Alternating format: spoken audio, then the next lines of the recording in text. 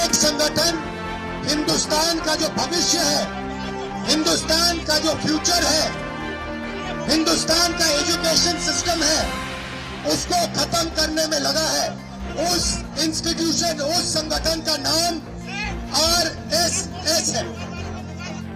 भगवान इस समाज और इस देश को ऐसे एनजीओ से बचाए जिसने पहले 25 साल मुखबिरी करते हुए गुजारे, अगले 25 साल तिरंगे और संविधान का अपमान करते हुए गुजारे, उसके अगले 25 साल मंदिर और मस्जिद को लड़ाने में बिता दिए, और अब पिछले 25 साल दलितों, आदिवासियों, वंचितों, अल्पसंख्यकों, पिछड़ों के हक छीनने में निकाले। ऐसे एनजीओ को जितनी जल्दी हो सके बंद हो जाना चाहिए, और ये होगा। आप सभी को जय मसीह की। मेरे प्रिय भाई बहनों, इस वीडियो में हम बात करने वाले हैं द इंडियन नेशनल कांग्रेस के वरिष्ठ नेता जो कि पवन खेड़ा ने कहा कि आरएसएस, बजरंग दल, विश्व हिंदू परिषद, तरह तरह के जो अनेक संगठन हैं, अनेक प्रकार के संगठन हैं, उसे जल्द बंद किया जाएगा। मेरे प्रिय बहनों, ये बहुत बड़ी खबर है। जिस तरीके से हम जानते हैं, ये मतलब जो नेता हैं, वरिष्ठ नेता, हालांकि राहुल गांधी भी इस विषय पर काफ़ी ज़्यादा चर्चा कर चुके हैं और कई बार इस विषय पर कहा गया है कि बजरंग दल के लोग, विश्व हिंदू परिषद के लोग या आरएसएस के लोग, अनेक प्रकार के संगठन हैं जिससे आरएसएस ये संगठन सारे निकले हुए हैं।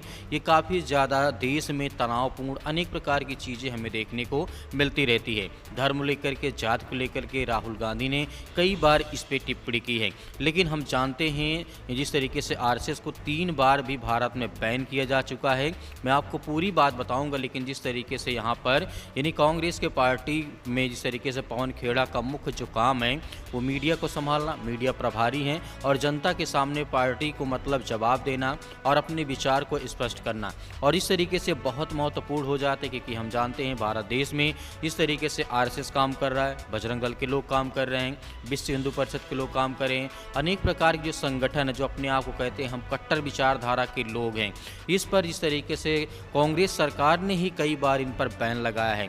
लेकिन ये बहुत अहम खबर हो जाती है, ये कल की घटना है। जिस तरीके से प्रेस कॉन्फ्रेंस के जरिए यहाँ पर जिस तरीके से यहाँ पर कांग्रेस के प्रवक्ता जिस तरीके पवन खेड़ा ने कहा है कि आरएसएस को जल्द बंद किया जाएगा और तुरंत, हम तो यही चाहेंगे इसे तुरंत बंद किया जाए और तुरंत बैन लगे, और ये होगा। मैं भी आपको पूरी वीडियो भी दिखाऊंगा। जिस तरीके से बात करते हैं कि यहाँ पर हम जानते हैं मसीह समाज को किस तरीके से टारगेट किया जाता है। आरएसएस का मुख्य यही काम है कि हिंदू मुस्लिम करो, मतलब अल्पसंख्यक, ईसाई हो, बौद्ध हो, चाइनीज हो, मतलब ऊंच नीच जाति में बांटते रहो, इन्हें पढ़ने लिखने का हक छीनते रहो। तरह तरह की इनकी सोच ऐसे ही है, ऐसे ही मानसिकता, ऐसे ही भारत देश में जातिवाद, अनेक प्रकार की जो मतलब चीज़ें आज हमारे सामने आ रही हैं, कहीं न कहीं इसमें आरएसएस का बहुत बड़ा हाथ है। दोस्तों, इसी वीडियो में जिस तरीके से मैं बात करना चाहता हूँ, पहला प्रतिबंध इस तरीके से 1948 से लेकर के 1949 तक रहा है। ये घटना बहुत महत्वपूर्ण हो जाती है जब पहली बार यहाँ पर जिस तरीके से कांग्रेस पार्टी ने आरएसएस पर बैन लगाया था, जो कि महात्मा गांधी की हत्या 30 जनवरी 1948 के बाद आरएसएस पर यह आरोप लगाया गया कि उसके कुछ कार्यकर्ता हत्या में शामिल थे। इस तरीके से उन पर मतलब कि बैन लगा दिया गया था। दोस्तों, पहले मैं आपको वीडियो दिखाना चाहता हूँ यहाँ पे राहुल गांधी ने क्या कहा है, इस तरीके से कांग्रेस के प्रवक्ता ने क्या कहा है। आइए आप इसको वीडियो को देखते हैं।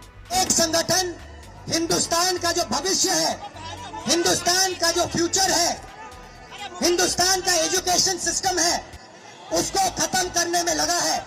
उस इंस्टीट्यूशन, उस संगठन का नाम आरएसएस है। भाइयों और बहनों, सच्चाई है कि अगर हमारा शिक्षा का सिस्टम उनके हाथों में चला गया, जो आस्ते आस्ते जा रहा है, तो ये देश बर्बाद हो जाएगा। इस देश में किसी को रोजगार नहीं मिलेगा और ये देश खत्म हो जाएगा। देश के स्टूडेंट्स को बताया जाए कि आज हिंदुस्तान की यूनिवर्सिटीज के सारे वाइस चांसलर आरएसएस नॉमिनेटेड है, और आने वाले समय में स्टेट यूनिवर्सिटीज के वाइस चांसलर आरएसएस के नॉमिनेशन से बनेंगे। ये देश के लिए खतरनाक है और इसे हमें रोकना है। प्रधानमंत्री ने कल आरएसएस को एनजीओ बताया, बड़ी तारीफ की, उसको लेकर कहाँ है रजिस्ट्रेशन सर्टिफिकेट? दिखाइए। एनजीओ का तो रजिस्ट्रेशन सर्टिफिकेट होता है, दिखाइए कहाँ है खाते उनके, दिखाइए। भगवान इस समाज और इस देश को ऐसे एनजीओ से बचाए जिसने पहले 25 साल मुखबिरी करते हुए गुजारे, अगले 25 साल तिरंगे और संविधान का अपमान करते हुए गुजारे, उसके अगले 25 साल मंदिर और मस्जिद को लड़ाने में बिता दिए, और अब पिछले 25 साल दलितों, आदिवासियों, वंचितों, अल्पसंख्यकों, पिछड़ों के हक छीनने में निकाले। ऐसे एनजीओ को जितनी जल्दी हो सके बंद हो जाना चाहिए, और ये होगा।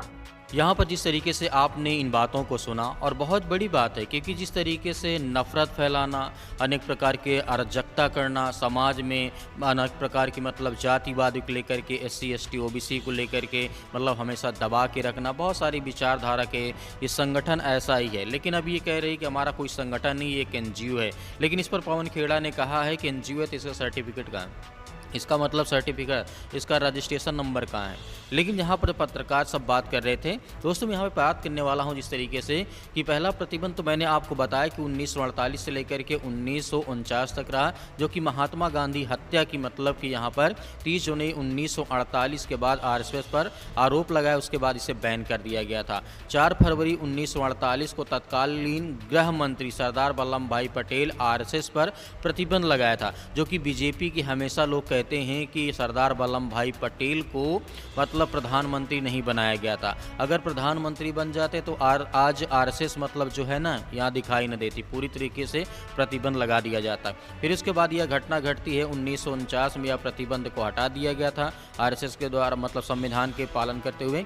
और दूसरा जो प्रतिबंध था 1975 से लेकर के 1977 तक, यहाँ पर ये बैन रहा है। तत्काल प्रधानमंत्री जो कि इंदिरा गांधी ने 25 जून 1975 को आपातकाल, जो इमरजेंसी फिल्म भी आई थी आपने देखा होगा, उस दौरान RSS को समेत कई राजनीतिक और सामाजिक संगठनों पर प्रतिबंध लगाया गया था, क्योंकि वे आपातकाल का विरोध कर रहे थे। 1977 में आपातकाल खत्म होने पर यह प्रतिबंध हटा लिया गया था। आगे जिस तरीके से बात करते हैं, तीसरा प्रतिबंध लगाया गया था 1992 से लेकर के 1993, काफ़ी यहाँ मतलब 1 साल तक लगा रहा। 6 दिसंबर 1992 में जिस तरीके से अयोध्या में आपने देखा होगा बाबरी मस्जिद को विध्वंस के बाद केंद्र सरकार ने RSS और इस तरीके से सहित कई हिंदू संगठन जैसे विश्व हिंदू परिषद, बजरंग दल हो गए हैं, BHP हो गए हैं, मतलब ऐसे ही इन पर प्रतिबंध लगाया गया था। करीब ये जिस तरीके से बहुत बड़ी बात यहाँ पे निकल कर आती है। जैसे मैंने आपको बताया 1948, 1975, 1992 यहाँ पर कांग्रेस पर प्रतिबंध लगाया गया था।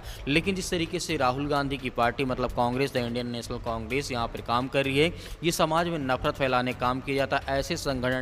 ऐसे संगठन को हमारे समाज की आवश्यकता नहीं है, और ना ही हमारे भारत देश में ऐसा रहना चाहिए। तो मेरे प्रिय भाई, जिस तरीके से यहाँ पर कांग्रेस ने बहुत बड़ा कदम उठाया है, आप क्या कहना चाहेंगे हमें कमेंट बॉक्स में कमेंट करके जरूर बताइएगा। मिलते हैं नेक्स्ट वीडियो में।